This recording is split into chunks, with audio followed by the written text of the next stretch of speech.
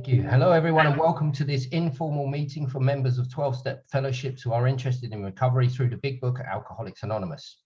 My name is Alistair. I'm an alcoholic. To set the tone for the meeting, I will read an extract from the preface of the big book. Because this book has become the basic text of our society and has helped such a large number of alcoholic men and women to recovery, there exists strong sentiment against any radical changes being made in it. Therefore, the first portion of this volume describing the AA recovery program has been left largely untouched. In the course of revisions made for the second, third, and fourth editions, the section called The Doctor's Opinion has been kept intact, just as it was originally written in 1939 by the late Dr. William D. Silkworth, our society's great medical benefactor. At tonight's workshop, we will start at the Doctor's Opinion in the fourth edition, and Tim will work through the text paragraph by paragraph, pausing for questions. When the time comes for questions, this can be done by raised hand function in Zoom, or you can message me through the chat function and I will ask Tim directly. And we will try to close at around the hour mark. And with that, I will hand over to Tim.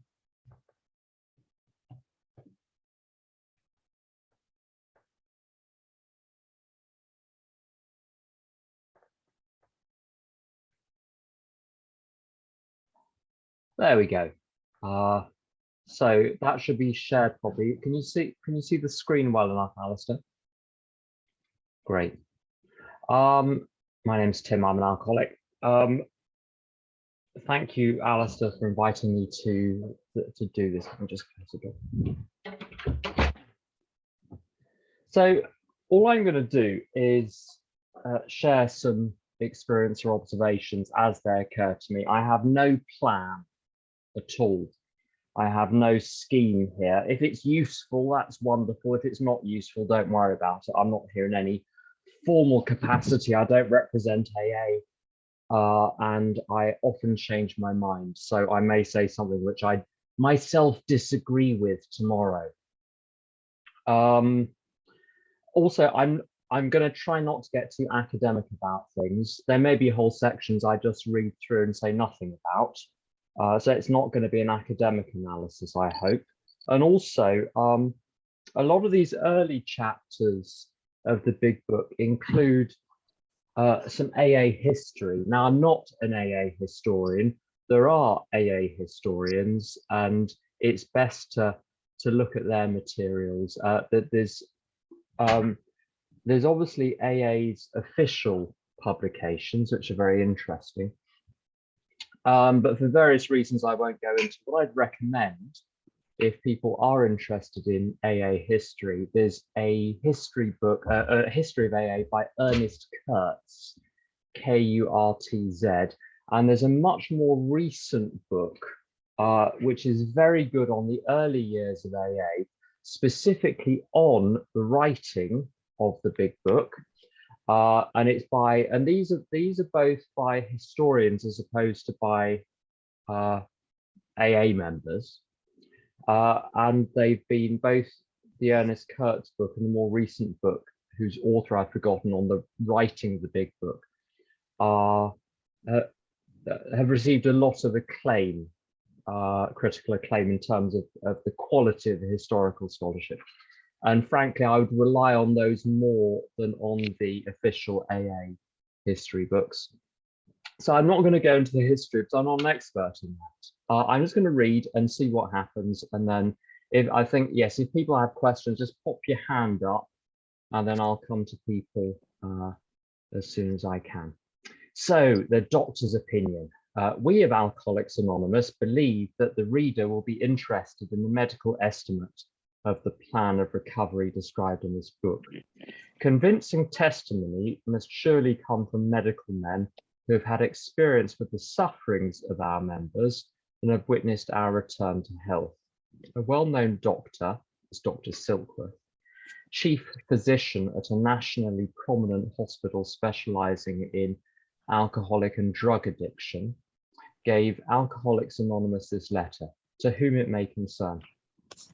I have specialized in the treatment of alcoholism for many years. In late 1934, I attended a patient who, though he had been a competent businessman of good earning capacity, was an alcoholic of a type I had come to regard as hopeless. And I'm going to stop on that point. In AA, I've noticed, I've done this, being very quick to assume that anyone who's walked through the doors of AA is an alcoholic like me. By hopeless, I mean just the thumbnail sketch of that. I'm hopeless when I'm drinking because I cannot but drink huge quantities. I'm just built like it. We'll come to the exact meaning of this physical craving in a bit. But I'm also hopeless in that left to my own devices, I keep returning. And it's despite the interventions of all sorts of other authorities. But this is terribly interesting because what it's telling me is that there is more than one type of alcoholic. I've known lots of people. I'll share a bit of personal experience. When I was, I don't know, 4, 5, 6 years sober, I'd done the steps. That was all very good. I'd got somewhere to live. I think I'd bought a place by then to live. I had a job and a so-called career, and I was unhappy. And I found some people who seemed very happy in AA, but looking back, I don't think they were the kind of weird, secretive, compulsive, obsessive alcoholic type that I am. I think they seem to be just very nice people who got sober and sorted themselves out and couldn't understand why I was crazy at 5 years, 6 years, 7 years sober, having already done the steps and going to 5 meetings a week and sponsoring a couple of people. I've needed to find people who are as crazy as me sober, who found a way out. Second point, when I first came to AA, lots of the people around me just went to meetings and chit-chatted and stayed sober. I did not. I went to meetings and chit-chatted and got drunk repeatedly over a period of months. And sometimes people said, well, I don't think you're ready. And I don't think it was that. I think I was absolutely ready. What wasn't clear to me was how desperately I needed to implement the AA program from day one in order merely to stay sober. They're nothing to do with sorting everything else out, just to stay sober. I had to do an awful lot. And there are other people like me too. I've sponsored a number of people over the years, many people over the years, who've got this very badly. And unless they put absolutely every ounce of energy into the program, they slip too. So just like me. Whilst other people seem fine on just a couple of meetings a week. So I don't assume, to sum up that point, I don't assume when I'm talking to someone I don't know in AA that they're necessarily an alcoholic of my type. Maybe they need to go to the lengths I do. Maybe they need spiritual awakening. Maybe they don't. It's not for me to judge. It's for them to judge based on their own experience. In the course of his third treatment, he acquired certain ideas concerning a possible means of recovery. This is where we are.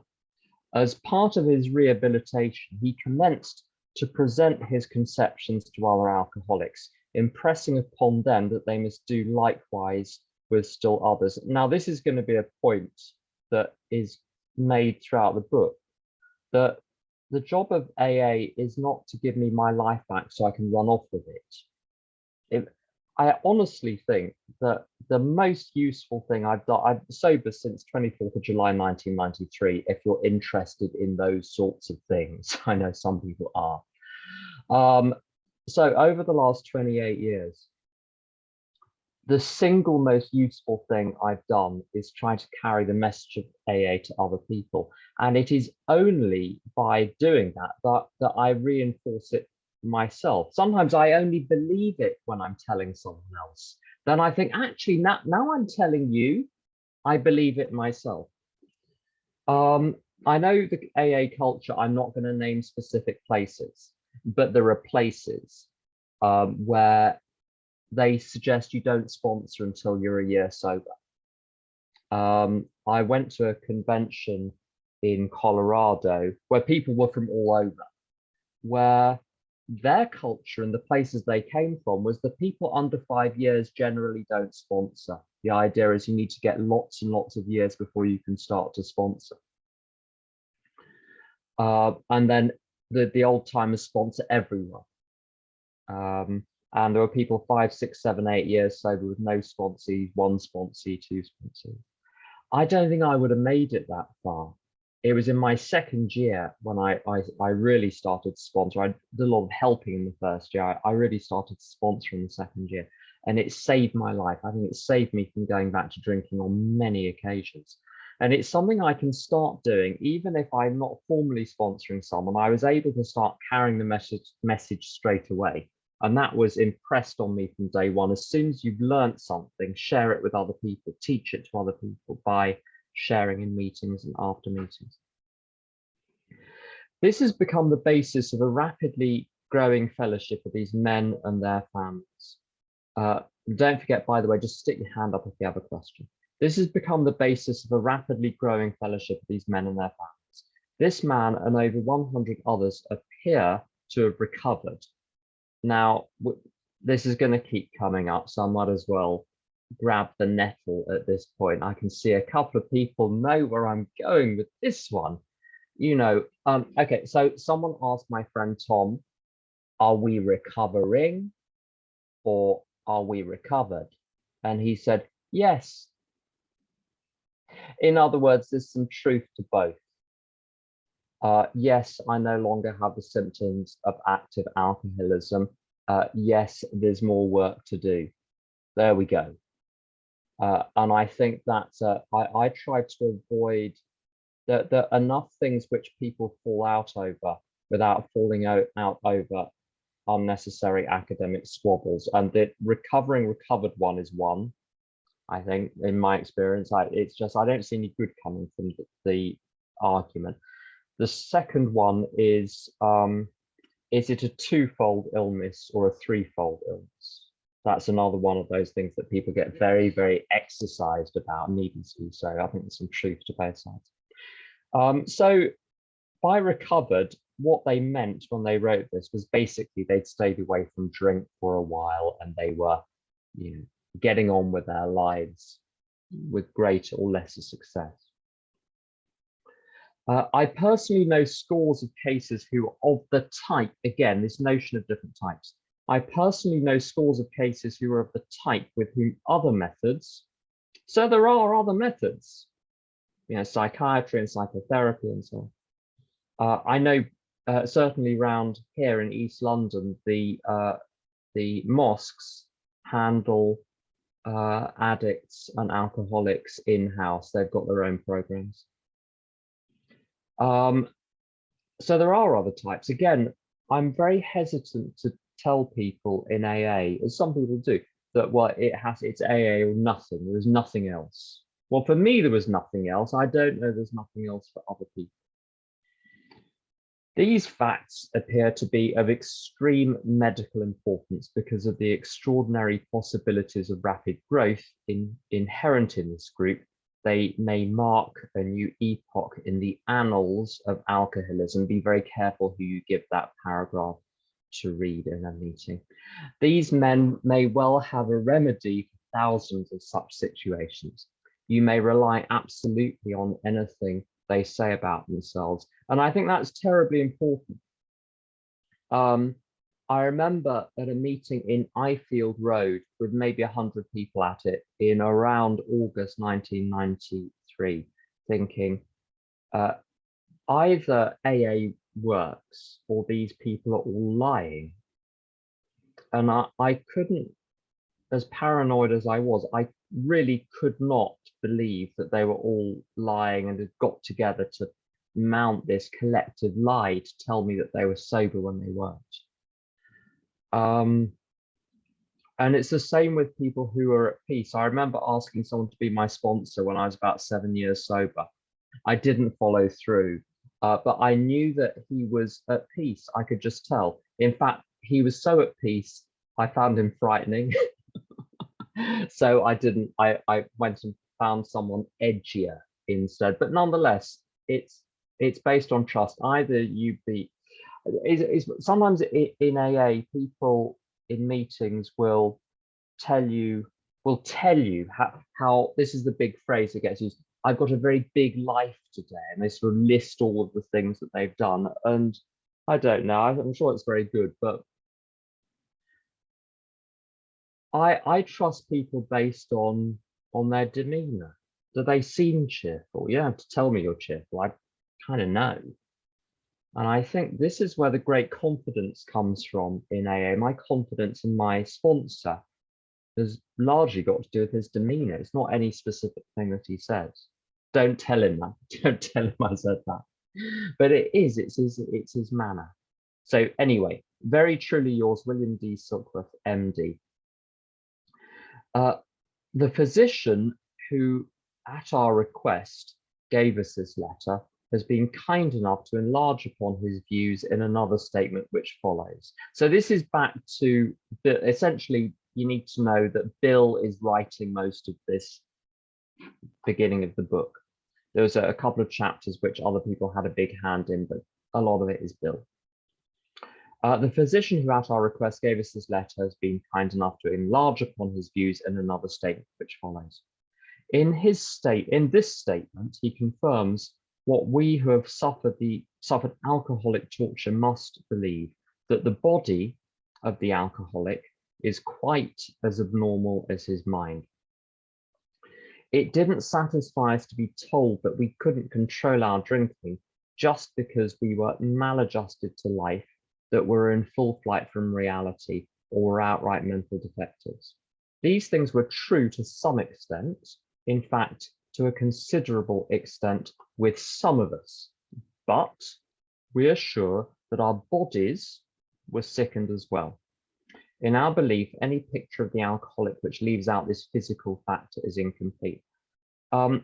There's a lot of reference in AA to the physical craving. It's going to talk about it a lot in this chapter. It gets referred to elsewhere. If you listen, there are lots of big book studies you can get on XA speakers or YouTube, which will be far more informative than this talk, where they talk a lot about the physical craving. Now, before we get into that, this is the key. I think this is the key paragraph. This is the paragraph that explains it. But we need to look at the phrase physical craving first. You've got to be careful, because in the language in general, when you ask people in the street, what does craving mean? They tend to use it to refer to the desire to have the first. So I was craving chocolate, so I went to the supermarket and bought a Cadbury's Whirl. I don't buy chocolate, I don't know what they're called. But anyway, you get the idea. It's something that you have before you have the drink or the drug or whatever it is. In big book terminology, they refer to the craving. They use the word craving to refer to what happens after the first drink. We'll come to what we call the desire to have the first drink, but what compels us to have the first drink later on. So the craving is something that kicks in, triggered by a drink. So we have to ignore, as with several other words, mental obsession is the other phrase where it has a different meaning in the big book than it does in the language. Physical craving.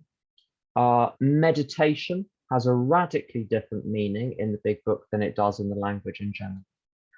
When it also says a physical craving, I've often heard people say that, well, I didn't feel it physically. It was in the form of an idea. I would like another drink, please. And by physical craving, it absolutely doesn't mean that you feel it in your body somewhere.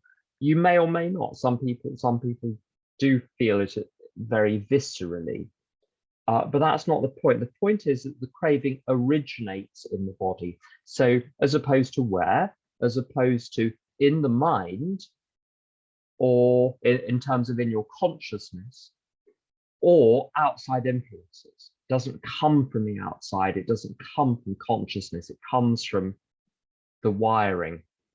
And I'll tell you a story actually in a bit, once I've explained this, that I got from a German doctor, but more of that anon.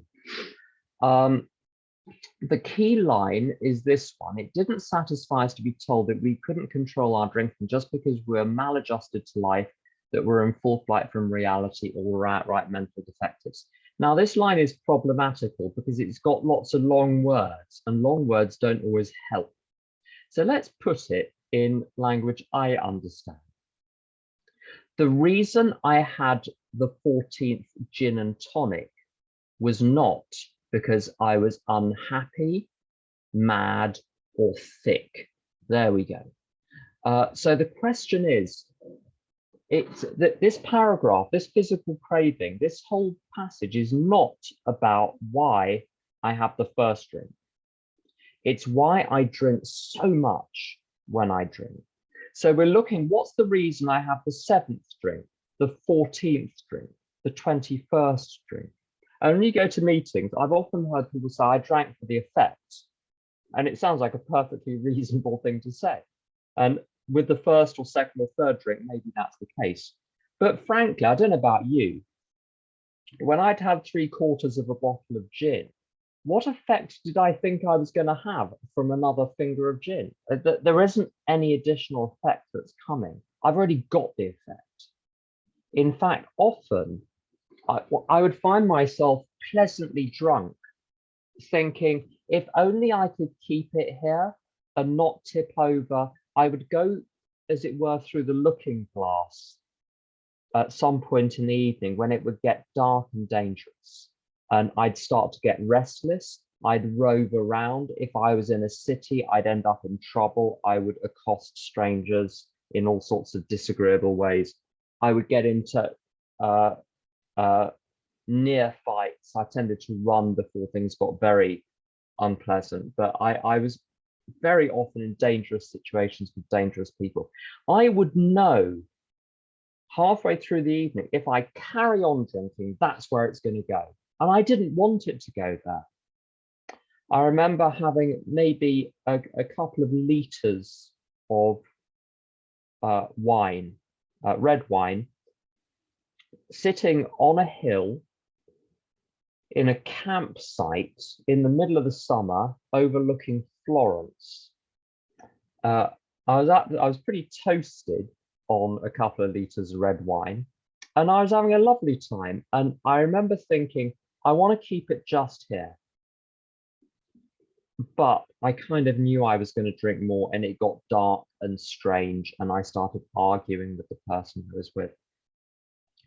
So this question, the question this is answering is, why did I have the 7th drink, the 14th drink, the 21st? And what it's saying, it's not because I was unhappy, it's not because I was mad, and it's not because I was thick. Although I was estranged from reality, shall we say, at the end of my drink, and my cognitive processes were damaged, I would experience this craving. In other words, how do you know you've got a craving? Because you're drinking buckets and it's not the first time. At the beginning of my drinking, I certainly wasn't mad. My cognition wasn't impaired. And you know what? I would overshoot when I was happy as well as when I was sad. I would overshoot when things were going my way as well as when things weren't going. And so what this is about, this physical craving, is very difficult to prove. You can't prove you've got it. What you can do is you eliminate all other possibilities and say, well, that's the only satisfactory reason left. So did I drink too much just when I was unhappy? No. Well, it can't be unhappiness. Was I aware that drinking too much was causing terrible problems? Absolutely. So I wasn't in full flight from reality, and I wasn't an outright mental defective. I was clear what was happening, and I found it regrettable that it was happening, but I just accepted it. And when I remove all of those excuses, the only conclusion I can draw is I drink the way I drink because that's the way I drink. So if you want another way of understanding the physical craving, a very useful phrase is this: constitutional. So when people say they're constitutionally able or unable to do something, their constitution doesn't allow them to eat prawns. I think that's what it means. I'm constitutionally built to drink vast quantities. And it's very similar in my experience to tobacco. I stopped, or nicotine rather, I stopped smoking when I was 21 and I started again when I was 28. And for the 7 years or so that I smoked from 28 to 35, I'm in my 50s now. For those 7 years, throughout those 7 years, I was 100% clear that smoking was a horrible idea. I had the next cigarette and the next cigarette and the next cigarette, regardless of circumstances, regardless of emotion, regardless of knowledge, regardless of consciousness. I watched my father die of lung cancer during this process and continued to smoke. Information does not sever that link between me and the substance. When I'm off to the races, I'm off to the races, and I'm off for years. That's what this is about. Now, sometimes people get very exercised about the biochemistry or the neurochemistry of this, and I think one needn't. There's a program on French radio a couple of days ago. It's a 4-part series on women and drinking, included interviews with alcoholics and former alcoholics and so on. And a couple of people were quoting an American study from I think the 1970s with a particular chemical which is produced in alcoholics, which is not produced in other alcoholics. And I'm not really up on the science side of things, but what I will relate, I mentioned the German doctor. Well, I spoke along with some other people at a convention in Germany a few years ago in Frankfurt. And they got a German doctor along to give a doctor's opinion, a contemporary doctor's opinion on alcoholism. And they didn't just get any old doctor, didn't just get a GP. I mean, good for GPs, but they're not specialists. The key word is general. He was the head, he was the clinical director, the chief physician of the largest alcohol and drug treatment hospital in that Land in Germany. Germany is divided into these Länder, these sort of regions, and it was the biggest hospital in the Land in Frankfurt. And he gave an absolutely fascinating talk, which first of all, completely reinforced everything in this chapter. And secondly, provided an explanation for what is going on. So I'm going to share that explanation for you. It helped me, so maybe it'll help someone else as well. He said there's a bit of your brain, the midbrain, and this is me reporting it. I hope this is as accurate as I can get based on memory. I did write everything down at the time. But he said basically your midbrain gets very excited when certain chemicals are introduced because they produce these rushes of neurotransmitters. And your brain likes these, and they're the same neurotransmitters which are involved in sex and eating. So there's an evolutionary basis for liking sex and eating. If you like sex and you like eating, you will probably not die of starvation. You will breed, so your genes are more likely to be passed on. So there's an evolutionary advantage.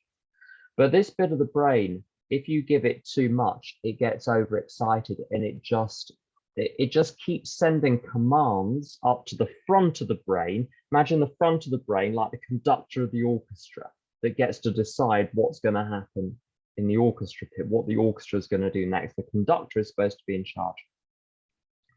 The midbrain sends these signals up to the front brain. If you have a drink, if you have cocaine, if you have a number of other things, where it says, I want more. And what the doctor said was, and they can test this with in all sorts of ways. In alcoholics, in addicts, the system becomes dysfunctional so that the frontal lobes, which is supposed to be the decision makers, the decision-making part of the brain, is no longer making a decision. It's taking the instructions from the midbrain as a command that it must obey. So when the midbrain says, I want another one, The frontal lobes say, yes, sir, and no other considerations come into play. And this makes a lot of sense to me.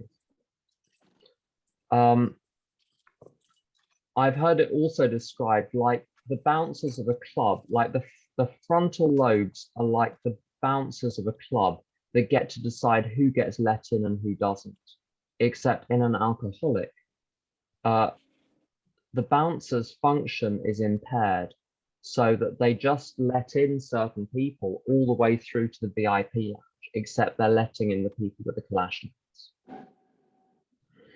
Kalashnikovs. What else did the doctor say? He said, when you do the brain scans of alcoholics and addicts, the brain activity in the midbrain and the front brain is different. The electrical activity is literally different. The frontal lobes, the function is reduced. You can see by how much it lights up on the scan. He said another interesting thing. He said, although that circuit can be broken and it's difficult to break, but it can be broken through abstinence, the circuit remains permanently available for the rest of your life. So what he said it was like a Formula One track where the cars just go round and round and round and round and round. Just like my drinking day after day went round and round and round and round on this track. What abstinence does is it puts some yellow tape across the entrance to the track. But if you drive through that yellow tape, the car's just going to go around the track again. So what he stressed was, although the brain can recover, once the pattern has been established, it remains permanently available.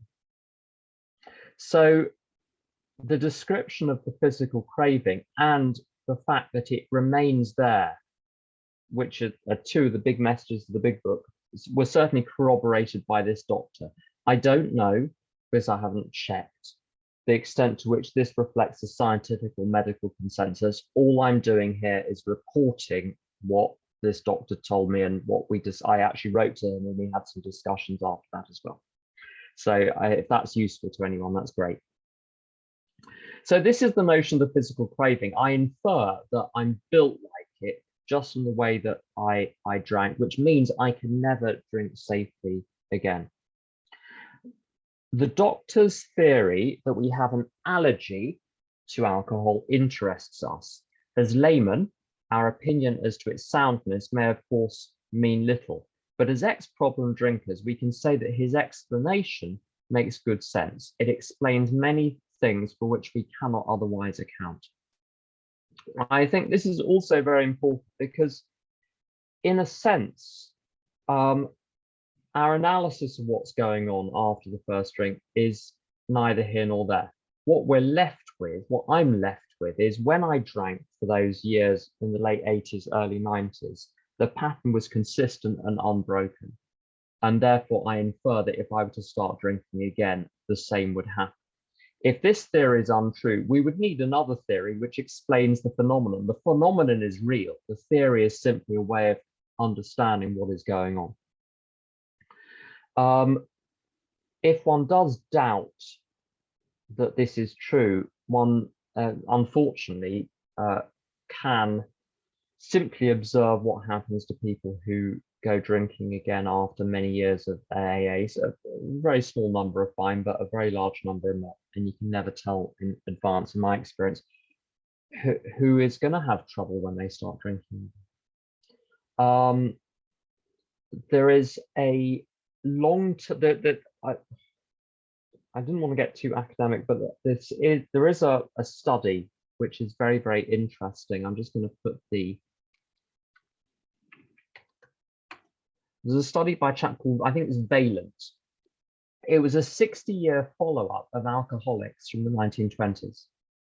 So every few years they would follow up what happened to them until they all died. So the original investigators in this clinical research were obviously different than the investigators at the end because they themselves had died and were replaced by later ones. the preliminary findings in some of the intervening years, the 50s, the 60s, the 70s, concluded that of those who were flagged up as alcoholics in the 1920s, some died of alcoholism, some were permanently abstinent, mostly in AA, and some had returned to normal drinking.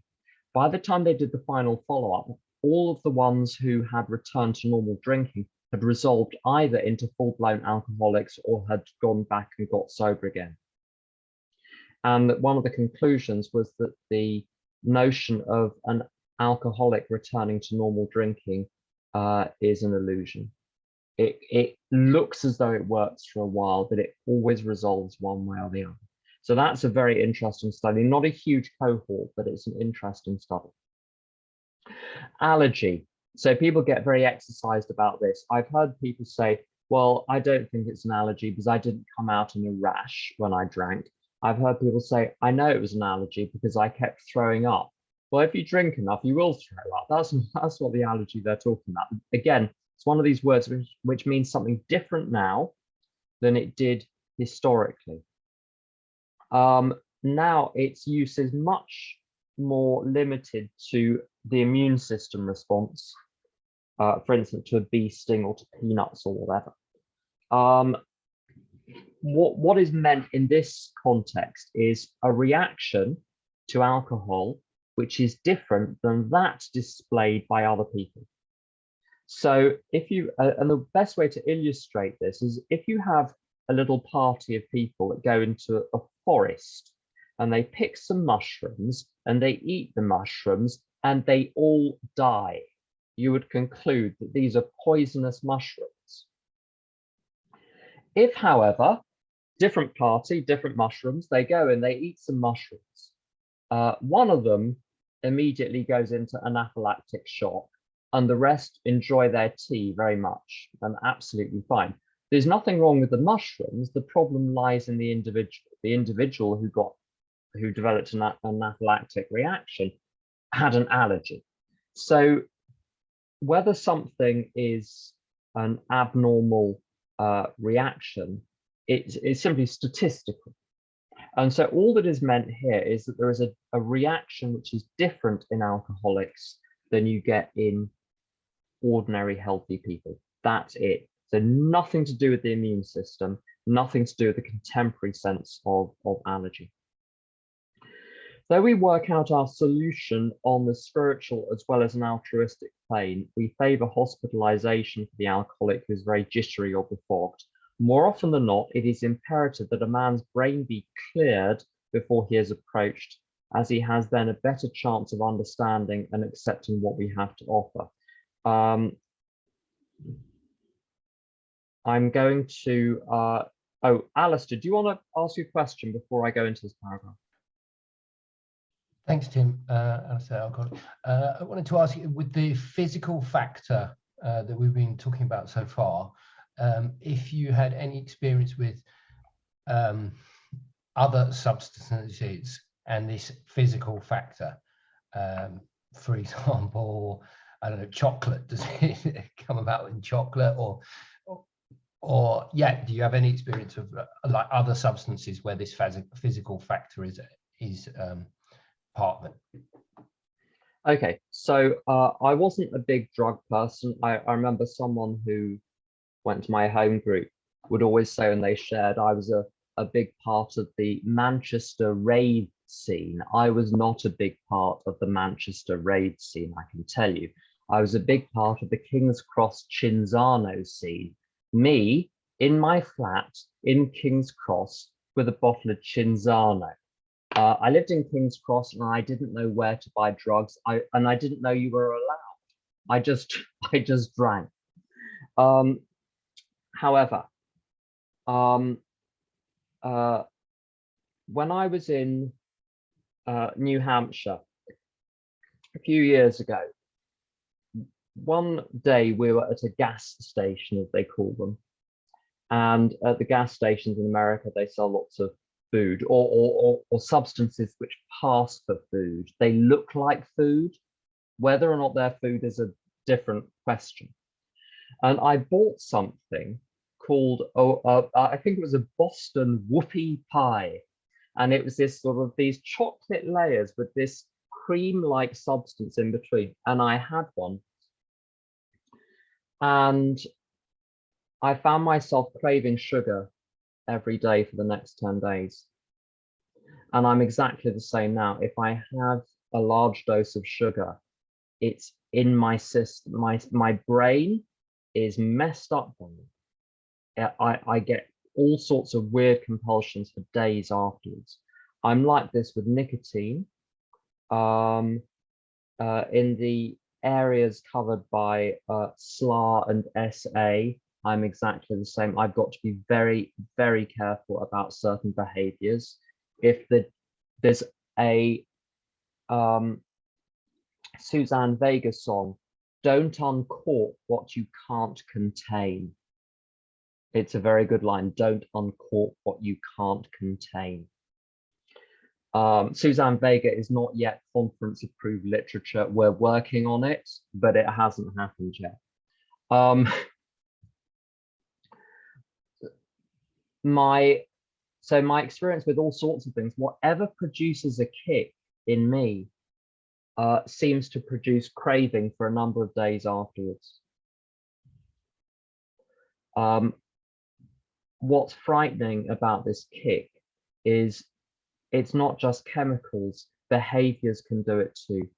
Hence the reference to SLA and SA, where it's as though I'm my own chemistry set and I can produce chemical reactions in my brain just by doing certain things or even thinking about certain things.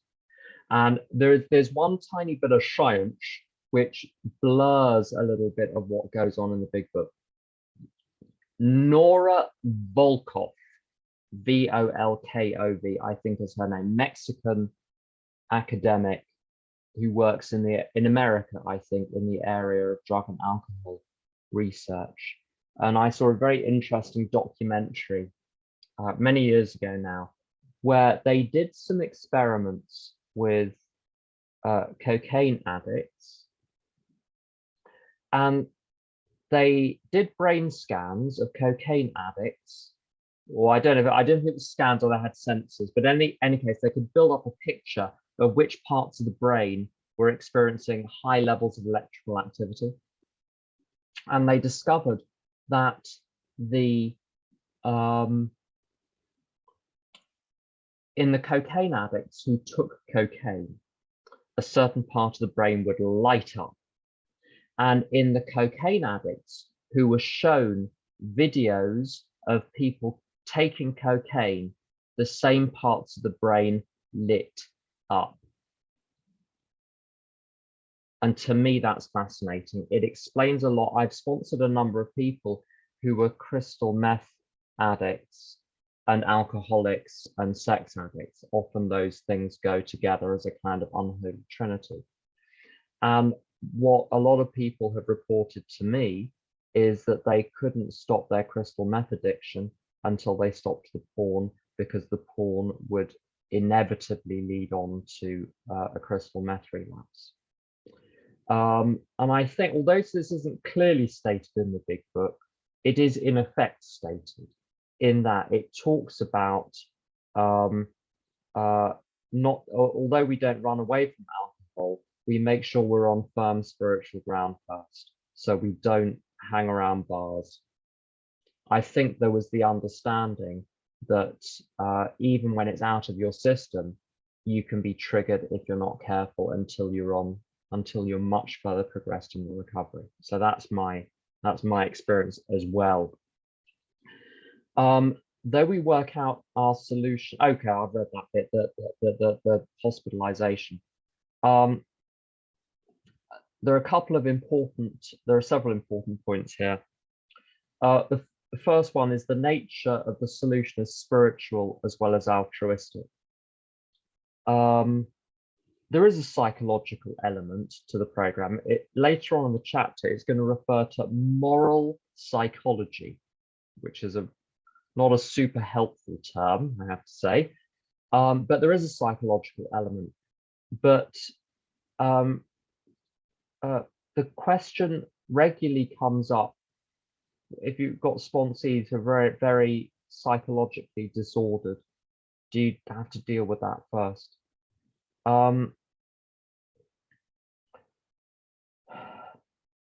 Why is it spiritual and altruistic? My mind took years to sort itself out. But what I could do, and when people tried to sort me out on a psychological level in my first year, I just got more and more tied up in knots. It was the letting go, trusting God, taking action, helping others, which set me on the right track. And the psychological stuff for me came a lot later. Having the mind cleared first, and this is going to be a terribly controversial point, maybe. Jim Willis, in his workbooks, Jim got sober in 1950. I never remember if it's 59 or 57, one of the two, maybe it was 59, late 50s. Still alive, still sober in San Antonio. Wonderful. In his workbooks, he says, you have to have a clear mind for this process. If you don't have a clear mind for this process, it's not going to go in. And friends of mine in fellowships which deal with process addictions, so SLA and SA, remind me that when people have had a slip in SLA or SA and no chemical is involved, it's like they're drunk. And that's my experience as well in myself and in handling other people. I had to stay sober in my first year, I had to stay away from an awful lot more than alcohol. The other thing which I think is fascinating, this will crop up again and again throughout the book. As he has been. Sorry. Okay, yeah. Hi, Corey, alcoholic. Hi, Corey. What is SLA and SA when you refer to that? Oh, correct me if I'm wrong, other members of those fellowships, Sex and Love Addicts Anonymous. I'm so used to the acronyms, I never remember what they stand for. And SA, I think, is Sexaholics Anonymous. So the fellowships of people with problems in the area of sex and so-called love addiction and romance addiction and all of those things. Does that answer your question, Corey? Yes, thank you so much. Brilliant. As he has then a better chance of understanding and accepting what we have to offer.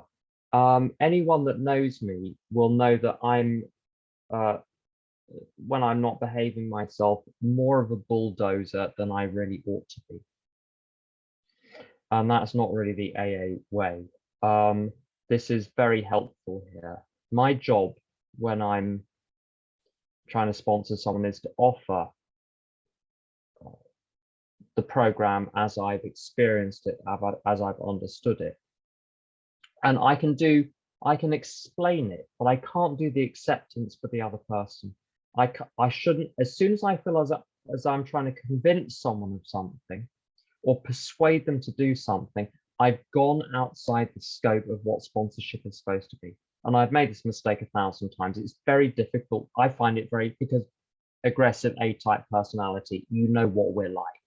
You've probably had bosses like that, or maybe parents or teachers or whatever. But this is very clear. We're not selling anything. And in early AA, there are extraordinary stories, because it's so different to what we do today, where a couple of AA members would do a little tour of a hospital, the drunk ward.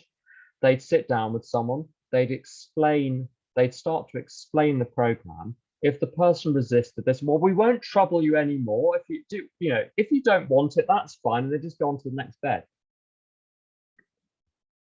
It's on offer. If people want it, that's great. If they don't, that's fine too. We're not going to trouble anyone with it. And I think that's the ideal which I'm trying to work towards. The doctor writes, the subject presented in this book seems to me to be of paramount importance to those afflicted with alcoholic addiction. I say this after many years' experience as medical director of one of the oldest hospitals in the country treating alcoholic and drug addiction. There was therefore a sense of real satisfaction when I was asked to contribute a few words on a subject which is considered in such masterly detail in these pages.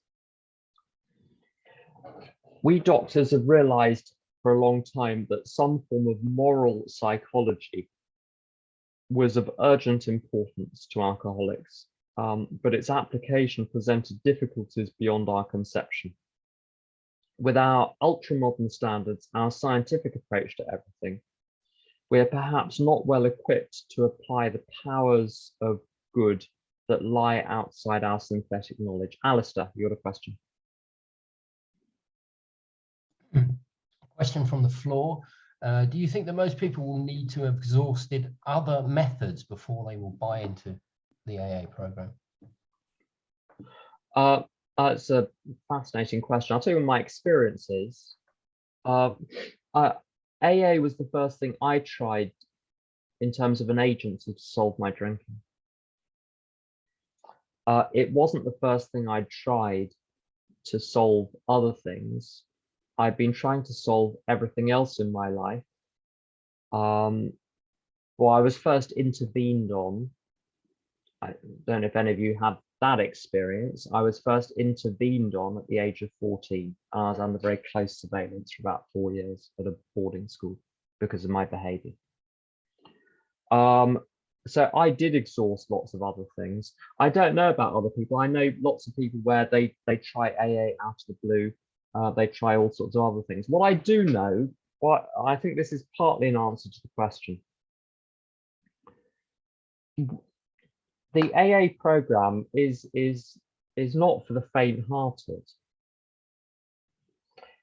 because what it required me to do, and Bill's story is going to make this very clear, is for my life to be on an entirely different basis from what it was on up to that point, and an entirely different basis from what one sees largely in Western society with its materialism and hedonism and individualism. That's immensely threatening. When I got to AA, I had so little in the world and so little sense of self. The AA program was asking me to give up that last little thing that I did have. Now, of course, it gave the real me back to me in payment for doing the program. But gosh, that's a huge gamble, and it's a really big leap. And the big leap was this: it started to happen around August, September, 1993, where the old timers got tired of sitting on the phone with me for hour after hour, arguing the toss over every single point. I was very argumentative and very resistant. And they just started to adopt the attitude, well, either take it or leave it. We've explained it, we're done now. And what convinced me was one final relapse in the July.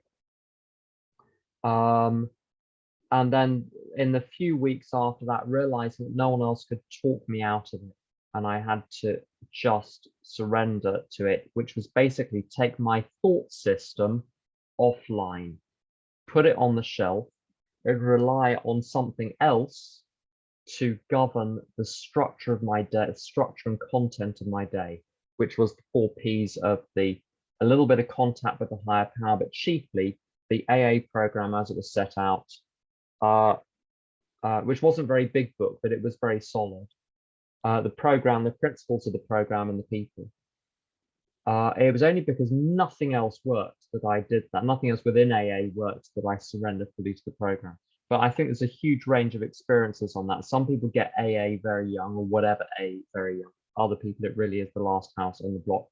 Bob D, I think, is very good on this. He says that AA is the last house on the block. And in the last house on the block, there's a sort of shady attic, which is the last room in the last house on the block, and that's where the big book meeting is being held.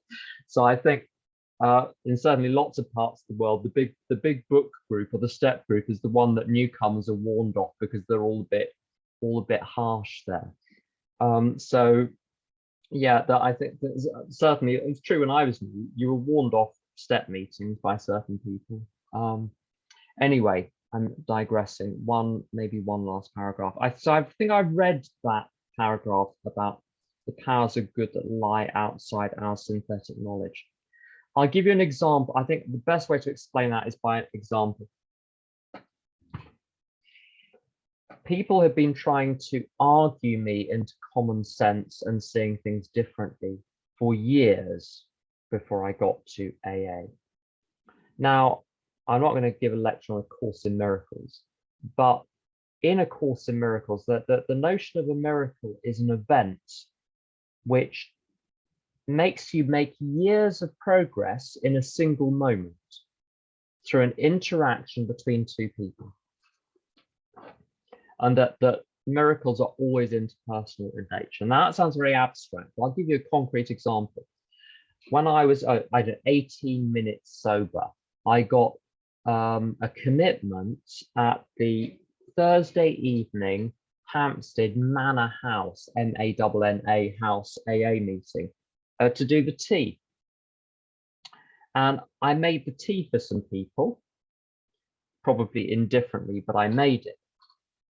And I had this extraordinary feeling I'd never had before, which is that I belonged somewhere.